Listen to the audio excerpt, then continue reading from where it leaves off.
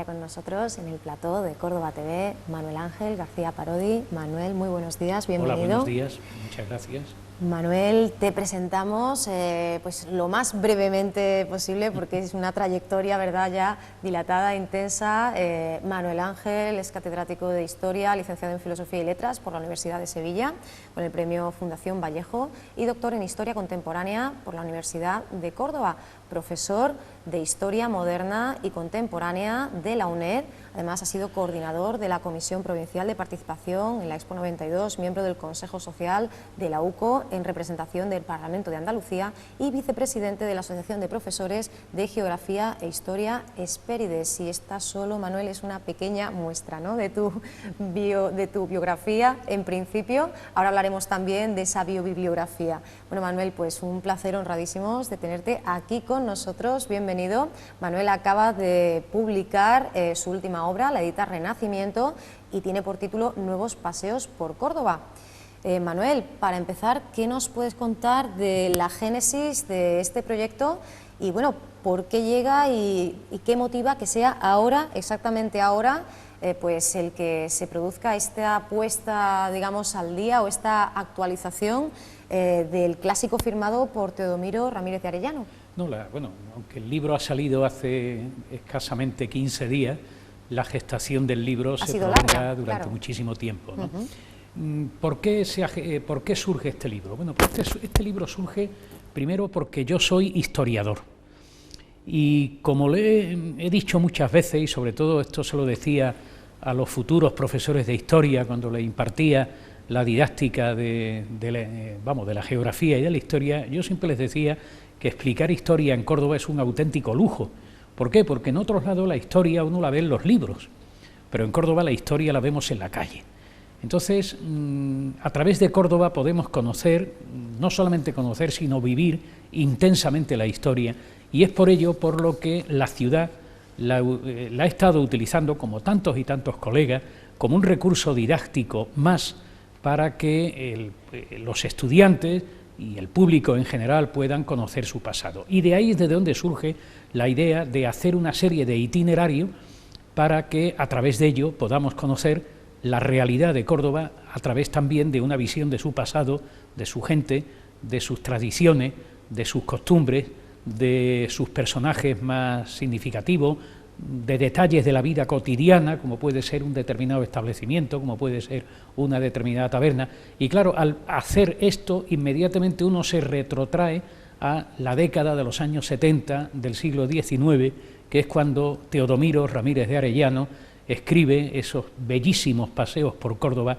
y me ha servido de inspiración, me ha servido de punto de referencia, de aquí que el título sea un homenaje a don Teodomiro, lo que pasa, claro, que colocándole el adjetivo nuevos delante, porque lo que yo estoy presentando es ya la Córdoba de principios del siglo XXI.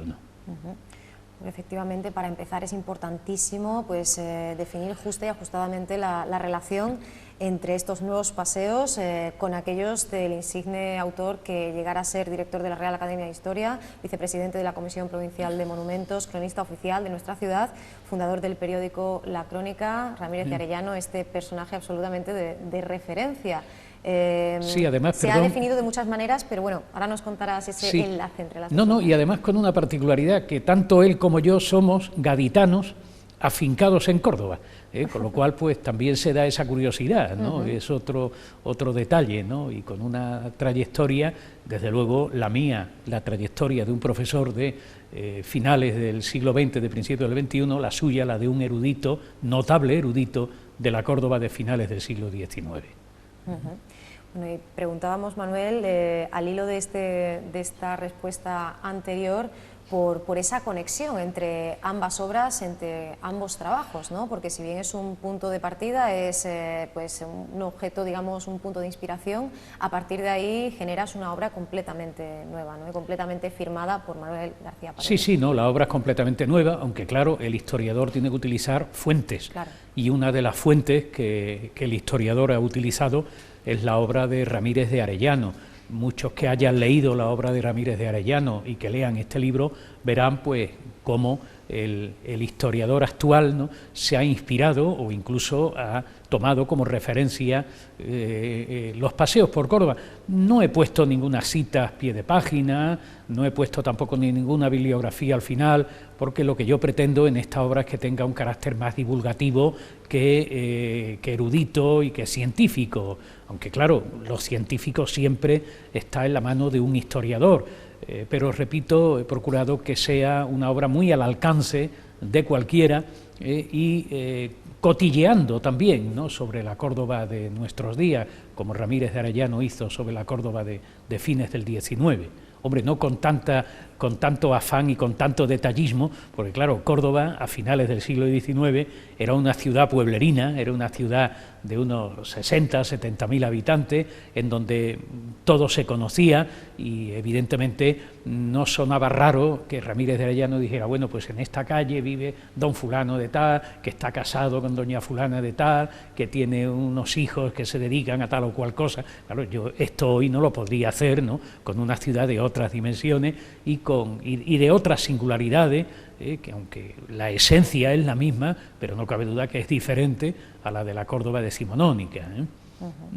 Bueno, Manuel, y no es ni muchísimo menos la primera vez pues que te sumerges, ¿no?, en esta labor de investigación emparejada siempre con la divulgación. Hacemos un breve repaso. Eres autor de más de una veintena de artículos y comunicaciones de congresos sobre temas relacionados con la historia social y política de Andalucía, así como de manuales de bachillerato sobre geografía e historia de España y libros de comentario de textos históricos.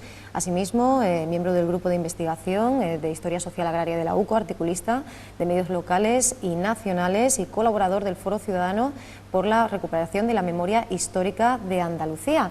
Se te considera uno de los mejores expertos en la historia del PSOE cordobés e incluso pues has incidido en el universo literario con la novela Entre sombras, el terreno de la narrativa, de la ficción histórica.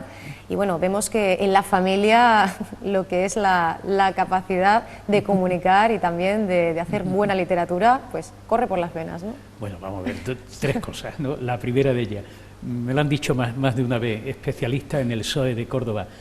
Más que especialista en el PSOE de Córdoba, especialista en el socialismo y en general en movimientos obreros, de los cuales el Partido Socialista Obrero Español es una parte, no la única, muy importante, pero no la única. Bien, eso en primer lugar. Luego, en segundo lugar, sí, efectivamente, yo cometí, diríamos, el desliz, ¿no?, de escribir una novela, de tener el atrevimiento de escribir una novela histórica, que está ambientada en la Córdoba también de principios del siglo XX, a raíz de una noticia muy curiosa que me encontré en la prensa. Yo he tenido que trabajar mucho la prensa para mi labor como investigador, ¿no?, y me encontré pues la historia de un personaje que estaba condenado a muerte, que en el último minuto van y le indultan porque la reina Victoria Eugenia ha dado a luz a uno de los infantes, el infante don Jaime, y como consecuencia de ello le conceden el indulto. Claro, aquello originó una movida enorme en toda la ciudad que me sirvió de pretexto para escribir una novela en la que aprovecho también la ocasión para retratar cómo era la Córdoba de principio del siglo XX, pero esto no deja de ser un desliz. Y claro, ha citado a mi hijo es el escritor. De la familia. El escritor de la familia, vamos a ver, yo soy otra cosa, lo que pasa, claro, que el historiador tiene que escribir, pero escribir lo que hago, como yo lo hago, es sencillo. Escribir como lo hace mi hijo es realmente difícil, y no es que lo diga yo como padre, lo han dicho muchísima gente, y de hecho pues Pablo está considerado como una figura señera en el mundo de la poesía española actual. Sin duda, uno de los grandes exponentes, a pesar de su edad, a pesar de su juventud, una figura ya con nombre y apellidos, más que conocida, que unánimemente ha convencido, ha conmovido a crítica y hombre, yo tengo la satisfacción de que antes, ¿no?, pues cuando estaba mi hijo y tal, decía, hombre, tú eres hijo de fulanito, ¿no? Ahora yo tengo la suerte de que me diga, oye, tú eres el padre de, ¿no? Y eso como padre no cabe duda que es una satisfacción inmensa. Muy bien, bueno, pues mandamos un saludo a Pablo García Casado, ya que tenemos la oportunidad, al director, por otra parte, de la Filmoteca de Andalucía, de nuestra queridísima Filmoteca, y seguimos hablando de estos nuevos paseos por Córdoba, Manuel, seguimos, decíamos antes, que seguimos la estela de ese gran libro de referencia que eran Los paseos por Córdoba de Ramírez de Arellano, y además también con el mismo enfoque, ¿no? Con este afán de que lo pueda querer consultar o leer tanto el experto como el ciudadano de a pie, y todos ellos pues lo entiendan de una manera directa, y por eso el discurso pues se ha intentado que sea lo más didáctico y ameno posible. Sí, he procurado eso, que sea... vamos a ver, muchas veces los historiadores caemos en el error, y sin duda yo habré caído muchas veces, de ensimismarnos demasiado en la historia, y entonces a veces somos poco claros y nos podemos hablar de cosas, ¿no?, que entendemos, que creemos que todo el mundo entiende, y la verdad es que muchas de las cosas que escribimos los historiadores van dirigidos solo a grupos muy reducidos. Bueno, a veces la propia temática lo marca. Uno hace un trabajo de investigación y uno está pensando fundamentalmente al colectivo a quien se dirige, que es la comunidad científica. Por ello son libros que no están al alcance del público. Pero yo siempre he procurado, y por ello, quizá porque he sido profesor de enseñanza media durante muchísimo tiempo, tengo también mi vinculación con la universidad, pero fundamentalmente yo he sido profesor de enseñanza media, he insistido mucho en que aquello que uno escriba sea comprensible por todo. Porque claro, el profesor de enseñanza media tiene que explicar historia a alumnos a los que a lo mejor no les interesa para nada la historia, pero que es probablemente la única vez en su vida que ellos van a conocer la historia de España, la historia universal, y el profesor tiene una responsabilidad enorme de que esos alumnos comprendan, entiendan, y a lo mejor a través de ahí empiecen a querer lo que es el conocimiento del pasado. Y claro, esto es una vertiente, la vertiente didáctica, sin caer en el didactismo excesivo, ¿no?, porque a veces el didactismo excesivo olvida el contenido científico que tiene que tener cada disciplina. Pues sin caer en ello, yo he procurado que mis trabajos tengan una lectura fácil, y no cabe duda que este libro, estos nuevos paseos por Córdoba, están pensados para el gran público. Están pensados para que cualquiera lo pueda leer. Por ejemplo, la persona que viene a Córdoba, y se encuentra con este libro que le puede servir de guía. Lo que yo digo ahí en el prólogo es una especie de mano invisible, ¿no?, que conduce a uno por los vericuetos de las calles de Córdoba, pero también al cordobés. El cordobés que le gusta lo suyo, el cordobés que le gusta pasear, ¿no?, que le gusta dar una vuelta por esos lugares maravillosos que tiene nuestra ciudad, y que a lo mejor a través del libro puede descubrir cosas que él ignoraba. Es decir, que el libro está pensado para eso, para que uno pueda disfrutar de él, y para que uno pueda disfrutar de él, lo primero que tiene que procurar es que sea inteligible. Y otra cosa también, la edición.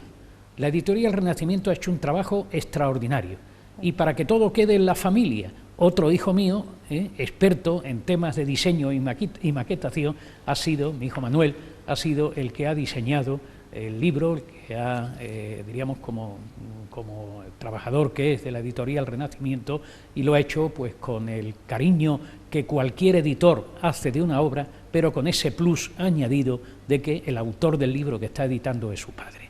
Efectivamente, con una maquetación bellísima, hay que decir que está ilustrado, ¿no? Sí, muy ilustrado. Con fotografías realmente interesantes, y que seguro que muchas personas no habrán visto en su vida, ¿no?, y se van a encontrar por primera vez curiosos, o incluso, como decías, ¿no?, foráneos, personas que residen temporal o de manera estable aquí en Córdoba, que no conocen todavía la ciudad, y van a tener esa otra mirada, ¿no?, esa otra Córdoba de la que nos habló en su día, ¿no?, desde el año 1873, en esos 3 tomos, Ramírez de Arellano, ¿no?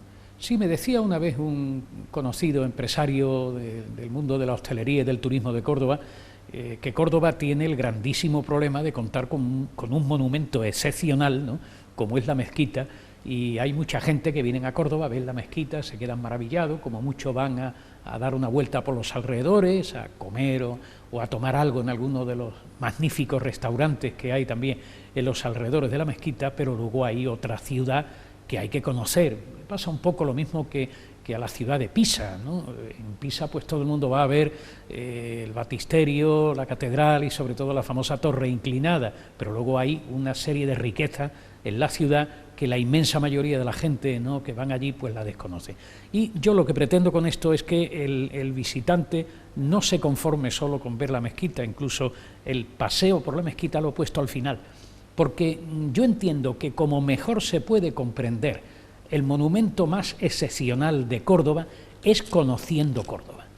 Creo que sin conocer Córdoba no se puede conocer la mezquita. Uno puede, a través de esos paseos, ir conociendo diferentes detalles de Córdoba. Va a ir viendo cómo hay un sustrato romano sobre el que se coloca luego el sustrato andalusí, cómo luego con la castellanización del siglo XIII Córdoba cambia radicalmente, cómo Córdoba luego sufre una serie de altibajos, pero como también es protagonista de acontecimientos de relevancia incluso hasta para la historia universal. Bueno, la relación de Córdoba con Colón, por ejemplo, ¿no?, sin ir más lejos. Y bueno, y todo ello significa que cuando uno va paseando por las calles, ¿no?, o va leyendo las páginas del libro, dice, bueno, yo necesito que haya un lugar en Córdoba donde todo eso se reúna, donde todo eso se sintetice. Y ese lugar, evidentemente, es la mezquita, que es algo más que un templo religioso, que lo es, que lo ha sido y que lo sigue siendo, sino que es la auténtica esencia de una ciudad que ha sido una ciudad, como decía Arnold Toynbee, ¿no?, el gran maestro de historiadores, pues una de esas ciudades de destino. Y Córdoba lo es, y espero que todos hagamos lo posible para que siga siéndolo, conservando y amando todo lo que es ese pasado que tenemos y que es verdaderamente extraordinario. Una grandeza y un potencial que dificulta, ¿no?, esta tarea de establecer una serie de itinerarios. Nos planteas 5 y añades ese apartado para la mezquita, porque además tú mismo has declarado, has comentado en alguna ocasión que se puede establecer muchísimas rutas, ¿no? Se puede hacer casi cualquier ruta en función incluso pues del año, de la estación, yo diría que hasta del estado anímico, ¿no? Sí, es verdad, claro. Un día alguien me preguntó, bueno, ¿y qué itinerario es el mejor, no? Digo, cualquiera.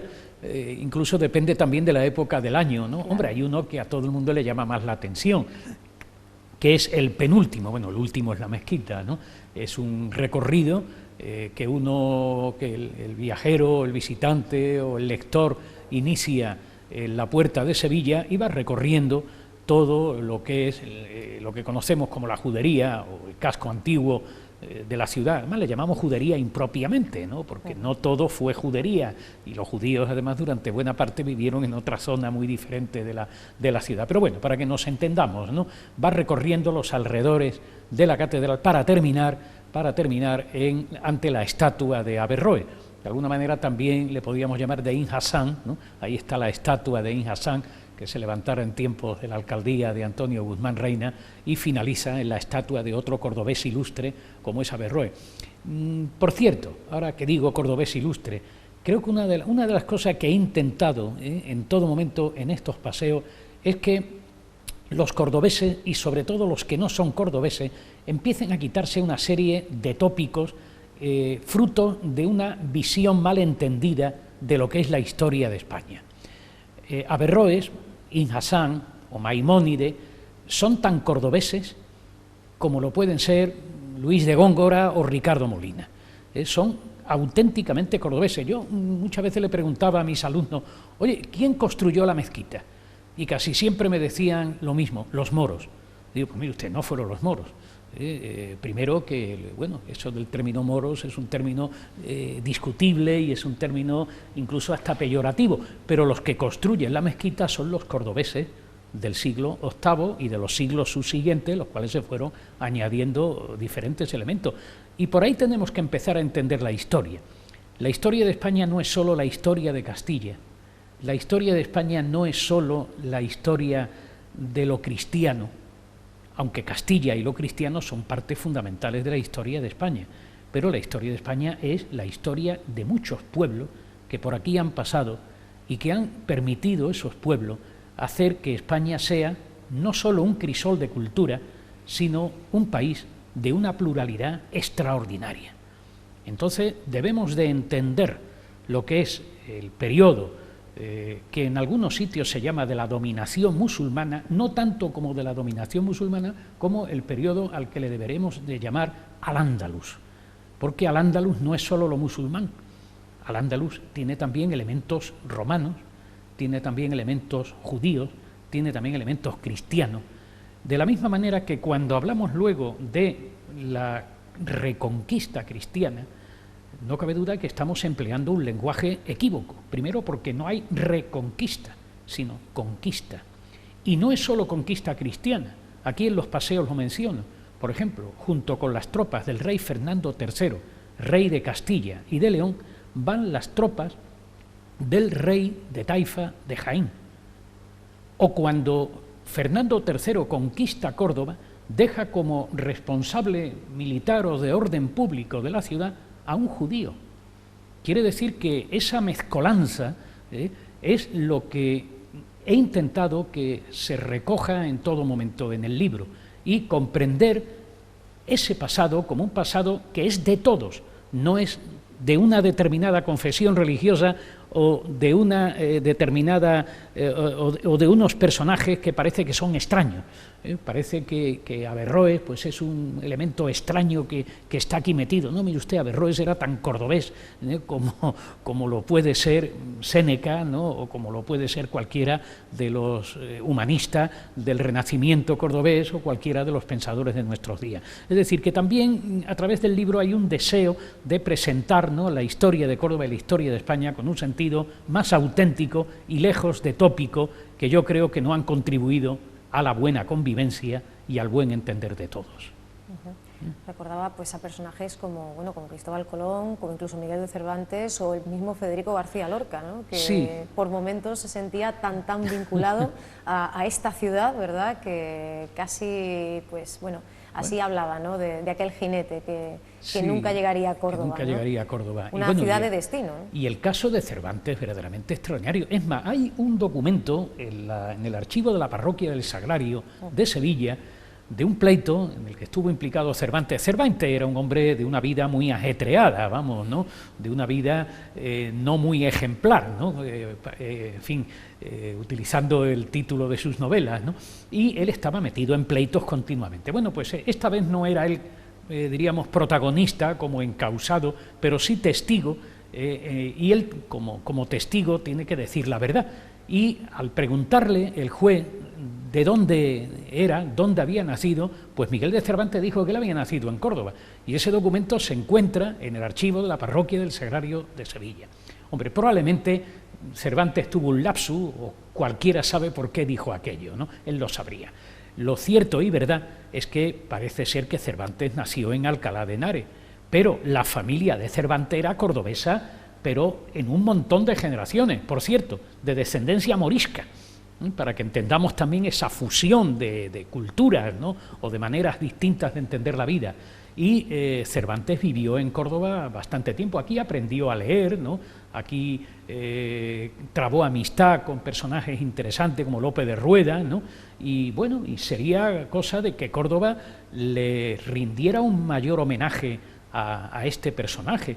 Hay tres hechos en la historia de Córdoba que, en mi opinión, no han tenido, diríamos, la relevancia en nuestra ciudad que se merecen. Primero, la huella de Cristóbal Colón.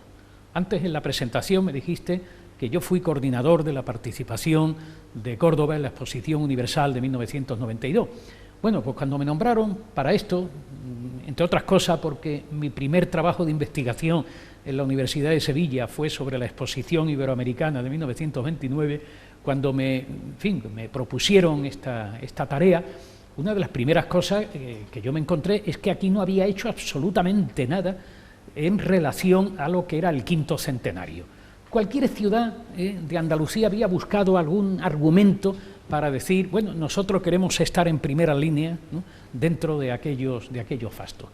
Sin embargo, cuando yo empecé a comentar, digo, bueno, pero mire usted, si Colón vino aquí a Córdoba, si aquí, no es seguro, pero según algunos americanistas, fue en Córdoba donde Colón presentó el proyecto de su viaje a través del Océano Atlántico hacia las Indias, y desde luego aquí sí que vivió muchos años, entre otras cosas porque en Córdoba residían los reyes católicos en determinadas temporadas del año para dirigir la guerra de Granada, y por eso hace que Colón tenga una vinculación con esta ciudad enorme. Bueno, él aquí se enamora de Beatriz Enríquez de Arana, tiene un hijo, una de las pocas cartas que él envió cuando regresa de su primer viaje es al ayuntamiento, al concejo municipal de Córdoba, dando cuentas de su viaje.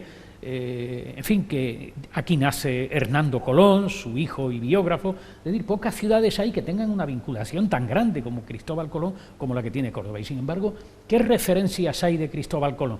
Pues que yo sepa, salvo el nombre de la plaza de los Jardines, ¿no?, que está enfrente de la Diputación, una lápida que hay escondida, ¿no?, en la Diputación Provincial, y el grupo escultórico que hay en los Jardines del Alcázar, ya no hay más vinculación, no hay más presencia de la huella de Colón en nuestra ciudad. Bueno, sí, ahí luego hay un grupo escolar dedicado a Beatriz Enríquez, ¿no?, pero que es muy poco comparado con lo que Colón significó para Córdoba. Luego, lo que ya he mencionado de Cervantes. Y ya que ha citado también a Lorca, muchos ignoran que en 1927, antes de que se reunieran aquellos extraordinarios poetas en Sevilla, en una convocatoria que hace el Ateneo de Sevilla, todos es conocido esa foto, ¿no?, que veíamos en los libros de literatura, donde allí aparecen Aleixandre, Lorca, Alberti, Cernuda, etcétera. Pues unos meses antes, la Real Academia de Córdoba celebra una serie de actos para conmemorar el centenario de Luis de Góngora.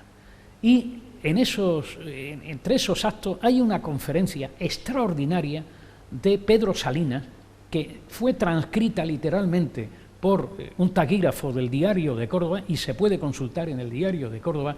Y yo confieso que cuando lo leí digo, bueno, pero si Pedro Salinas lo que está aquí es mostrando, enseñando lo que va a ser la estética de la mayor generación poética que ha habido en la historia de España. ¿Qué queda de recuerdo? Esa lápida que hay colocada, ¿no?, delante del Guadalquivir con el soneto a Córdoba de Góngora, pero Córdoba debería también reivindicar que, si es verdad que Sevilla fue el escenario, ¿no?, de aquel encuentro, no es menos verdad que donde por primera vez se insinuó esa estética que va a dinamizar la generación poética del 27 fue justamente en nuestra ciudad. Y así podríamos decir muchas cosas más, pero muchas más. Un ejercicio, ¿no?, que hacer tanto los cordobeses, tanto desde dentro como también desde fuera, porque hablabas antes, Manuel, de esa poca repercusión, ¿no?, que tiene pues la ciudad de Córdoba, su historia, y esto lo podemos ver muy bien en alguna serie de televisión. Yo creo que tú también lo has comentado de la en Reina alguna Isabel. ocasión, efectivamente, aunque la verdad es que por desgracia muchas de ellas carecen, ¿no?, del rigor que deberían tener. Sí, bueno, recientemente me han nombrado académico de la historia, ¿no? Yo digo, estas son cosas ya por viejo, ¿no?, por tener el pelo cada vez más blanco. Y he hablado con algunos colegas, ¿no?, de la Real Academia de la Historia, pues algunos de los desfases y algunos de los errores históricos que allí se traducen. Y uno de los más graves es que Córdoba apenas es mencionada, en esta serie, cuando en los últimos capítulos hemos estado viendo pues un episodio de la historia de España, de la trascendencia, como es la conquista del Reino de Granada o, diríamos, los contactos de Colón y los Reyes Católicos, y Córdoba es el escenario de la preparación de la guerra, así como de aquellos encuentros.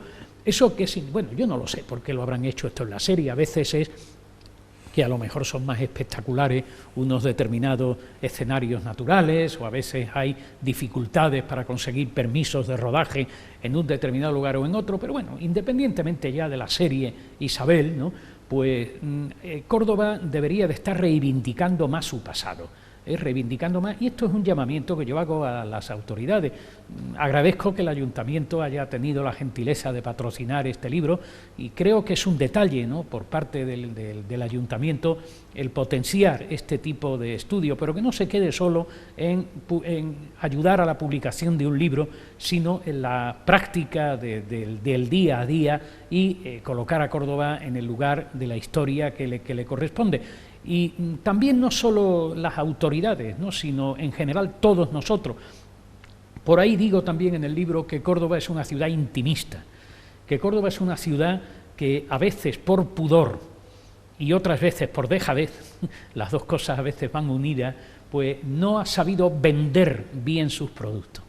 Y yo creo que Córdoba debe mantener su pudor pero debe abandonar esa dejadez que a veces le caracteriza y no perder el intimismo, pero que, preservando el intimismo, sea capaz, aunque sea nada más que de enseñar un poco a todos, ¿no?, lo mucho que encierra, lo mucho que nos puede enseñar a todos, ¿eh? Porque no solo ha sido pues, un inmenso foco receptor, ¿verdad?, de lo que hoy consideramos parte de nuestra cultura, no solo en Córdoba, no solo en España, sino incluso en Occidente, claro, sino que también han tenido aquí lugar acontecimientos históricos de un calado mucho más allá de nuestras fronteras, por poner algunos ejemplos, pues la batalla de Munda, la revuelta del Arrabal, la guerra, por ejemplo, de Pedro I contra los Trastámara, y sin embargo, ciertamente muchos cordobeses y muchas cordobesas esto no lo conocen, lo podíamos hilvanar, Manuel, esto bueno, exactamente nos podemos ir a la batalla de Munda con lo que comentábamos antes, ¿no? Hay un gran desconocimiento, no sé si estarás de acuerdo con ello, Manuel,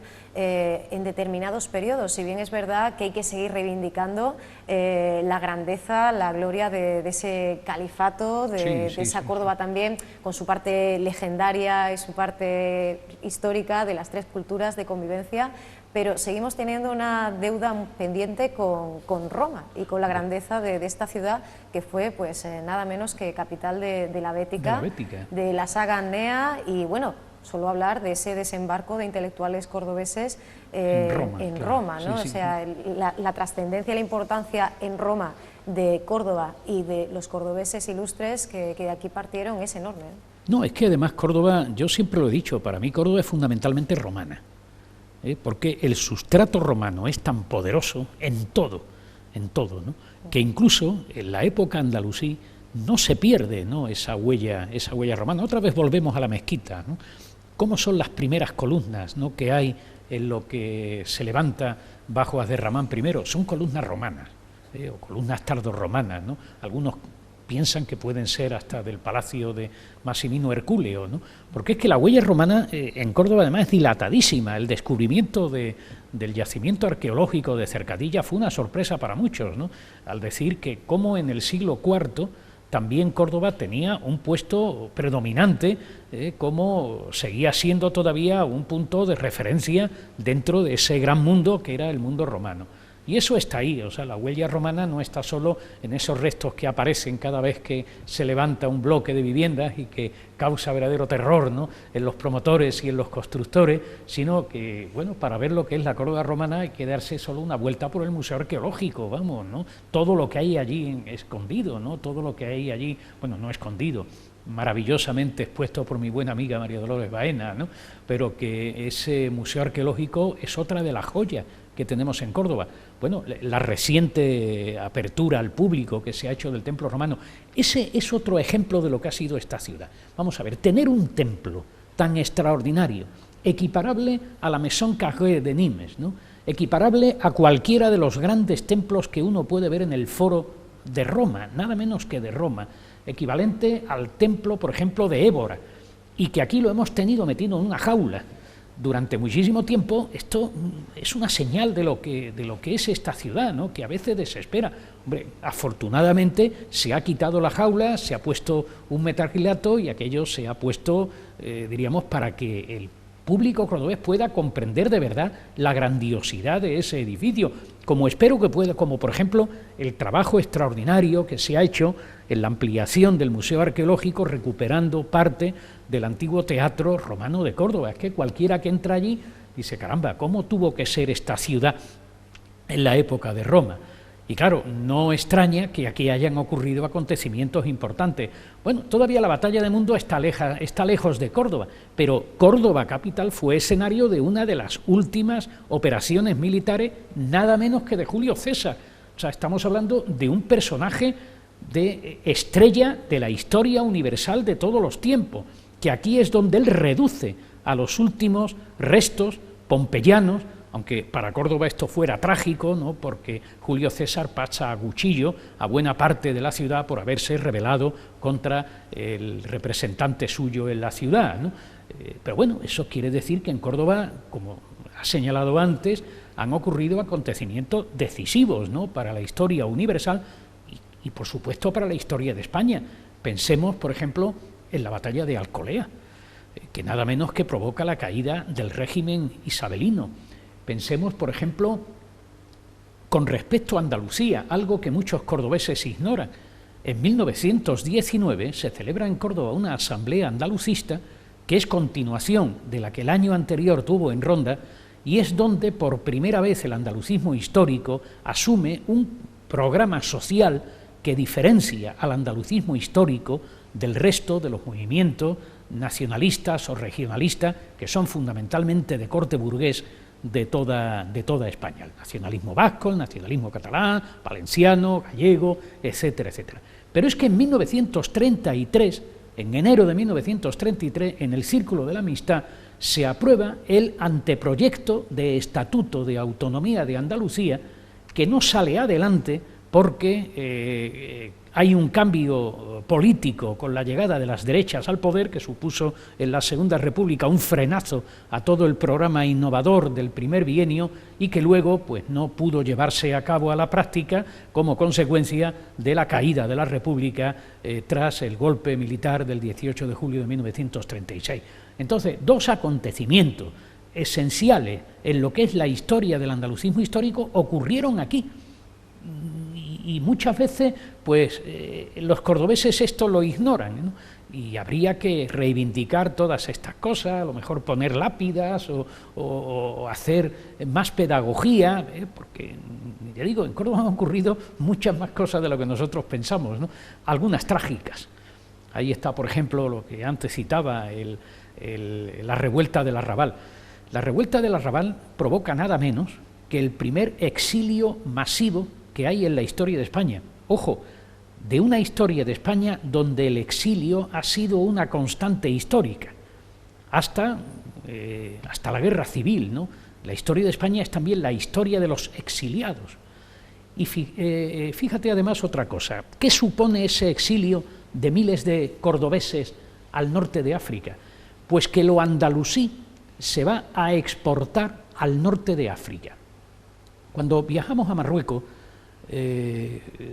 decimos en Fez, en Marrakech, pero sobre todo en la parte norte del Magreb, en Chaouen sobre todo, y dice, ¿qué ve lo parecido que es esto, ¿no? Y muchas veces creemos que es lo norteafricano quien nos conquistó en una época. No, no nos conquistó. Aquí llegaron unos norteafricanos que eran bastante incultos, por cierto, ¿no? A principios del siglo VIII, liquidan a la monarquía visigoda y empieza a aparecer otra cosa nueva, el emirato, el califato, etc. Pero la fuerza de Al-Ándalus fue tan enorme que cuando esos andalusíes, esos primeros andalusíes que se ven forzados a abandonar su tierra y trasladarse a la corte del rey Idris, ¿no? En el norte de África, o incluso trasladarse también a Egipto y antes a Libia, pues llevaron parte de su impronta, parte de su huella. Y entonces no es que desde el norte de África nos hayan conquistado, sino que es que nosotros culturalmente conquistamos el norte de África. O sea, no es que las rosquillas, ¿no?, que uno pueda encontrar en un zoco marroquí sean las que aquí imitaron nuestros antepasados, no, son las rosquillas que hacían nuestros antepasados de Al-Ándalus las que se difundieron por el norte de África. Y eso fue un episodio triste, ¿no?, un episodio que nada menos provoca el exilio de miles de cordobeses o de andalusíes que se tuvieron que trasladar allí. Sean o no hijos de Córdoba, decía Ramírez de Arellano en su prólogo, son muchas las personas que han hecho posible, que han mantenido y que han permitido que siga floreciendo esa grandeza de Córdoba, y por eso nos ofreces, declarabas a razón, a tenor, al calor de la presentación del libro, pues un libro que no es una mera guía, sino que realmente es un valiosísimo instrumento, una herramienta para conocer la esencia de esta la esencia Córdoba de la ciudad, que ha cambiado tantísimo, evidentemente, y no solo en lo histórico, en lo que conocemos, en los grandes nombres, en los grandes episodios, sino también en lo intrahistórico, por parafrasear aquel título de la mesa redonda en la que participabas en una feria del libro, la de 2011, creo, sí. Lo que la historia no vio, Calvo, ¿no? Y demás, sí. Sí, hombre, claro, luego hay, claro, la esencia de una ciudad son muchas cosas, hombre, a todos nos gusta con orgullo propio saber que aquí vivió, no nació cerca de Córdoba, pero en fin, aquí o con Córdoba se vinculó, pues probablemente el mejor militar que ha habido en la historia de España, ¿no? Como fue Gonzalo Fernández de Córdoba, ¿no? O que, por ejemplo, Cordobés era uno de los más grandes poetas de todos los tiempos, como fue Góngora, o no digamos ya esas tres lumbreras del pensamiento universal, como fueron Séneca, Averroes y Maimónides. Córdoba son los cordobeses, o las cordobeses y las cordobesas, ¿no? Como decía nuestra querida anterior alcaldesa, ¿no? Que sabéis que lo repetía mucho eso de cordobeses y cordobesas, del día a día, del todos los días, que además se divierten, que saben vivir, que tienen una manera especial, ¿no?, de entender la vida en el patio, en los patios, o por ejemplo en las fiestas más tradicionales. Por ejemplo, muchos cordobeses ignoran que la feria de Córdoba es probablemente la feria más antigua de España, de finales del siglo XIII. Aunque hoy la feria o la Semana Santa son más bien copias, ¿no?, de otros modelos de feria y Semana Santa cercanos a nosotros, pero tiene una fiesta tan singular, tan específicamente cordobesa, como es la fiesta de los patios, que ha merecido el reconocimiento de patrimonio inmaterial de la humanidad, no los patios, sino la fiesta, que eso también habría que definirlo un poco mejor. O es la ciudad que se divierte también en momentos excepcionales, pues no lo sé, podía ser en épocas antiguas cuando llegaba el Corpus, ¿no?, y se celebraban unas fiestas muy significativas, o cuando venía un rey, un ilustre personaje, que se aprovechaba para celebrar corridas de toros, ¿no?, o cómo se divierte también en nuestros días, y también cómo esa ciudad sabe comer y sabe beber. Pocas ciudades hay que tengan una riqueza tanto en el buen comer como en el buen beber como Córdoba. Esas tabernas son auténticas joyas. Es una pena que esto se vaya perdiendo. Yo muchas veces le comento a mis amigos que cuando yo era más jovencito, cuando era joven, porque ya no lo soy evidentemente, íbamos a una taberna a pedir una copa de vino. El tabernero nos decía: ¿quiere usted una copa o quiere usted un medio? Y a veces jugábamos con la confusión del término cuando venía alguien de fuera y decía: hombre, yo quiero tomar una cosa suavita, ¿no? Pues pide un medio, pensando que el medio iba a ser la mitad de la copa. Luego la sorpresa es que la copa es la mitad y el medio es lo más grande. Bueno, antes se decía eso, una copa, ¿qué quiere usted? Una copa o un medio. Hoy va uno a muchos bares y dice: quiero una copa, y entonces le preguntan: ¿Rioja o Ribera del Duero?, ¿no? Que está muy bien, ¿no? El Rioja, el Ribera del Duero. En Córdoba hay que reivindicar lo nuestro, hay que reivindicar esos elementos, y también luego tenemos una gastronomía singular, y en ese recorrido pues hago un apunte, ¿no?, de alguno de los establecimientos, que no están todos los que merecerían estar, ¿no?, pero sí algunos de los más emblemáticos. ¿Quién no ha oído hablar de la tortilla de patatas de Santos, ¿no?, o quién no ha oído hablar de las lindezas gastronómicas, del churrasco, de Casa Pepe, de El Caballo Rojo, de Bodegas Campo, o incluso de esa cantidad grande de restaurantes, de tabernas, de nivel medio, pero que ofrecen una calidad verdaderamente extraordinaria? El otro día me decía un amigo de mi hijo de Madrid, que estaba por aquí, estábamos comentando el libro, y me decía, dice: hombre, en Madrid sí, en Madrid tú puedes comer maravillosamente bien, pero te tienes que gastar de 40 o 50 euros por cabeza, y sin embargo en Córdoba hay sitios donde se puede comer maravillosamente bien y con 20 euros es más que suficiente. ¿Por qué? Porque esa riqueza gastronómica se conserva.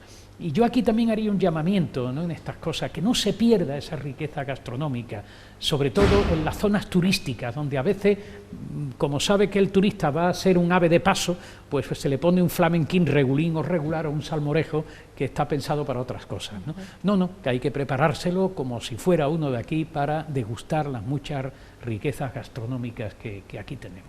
Pues a flor de piel y a pie de calle vamos a conocer nuestra ciudad en estos nuevos paseos por Córdoba, a lo largo y ancho de esos itinerarios: Ajerquía Norte, Ajerquía Sur, Centro, la Villa y la Judería, con ese añadido, ¿verdad?, con ese último capítulo, el broche de oro, con la mezquita catedral, y bueno, pues desde aquí recomendamos acudir a este libro, dejarnos llevar para conocer, como decíamos antes, ¿no? La grandeza de ese pasado y su persistencia en el tiempo, en el espacio, esa Córdoba del ayer que sigue siendo la Córdoba de hoy y que debe seguir enseñándonos, ¿no? De cara no solo al presente, sino mirando al futuro, ¿no? Por supuesto, el futuro no se puede olvidar, ¿no? Y Córdoba tiene razones para que su futuro pueda ser bueno.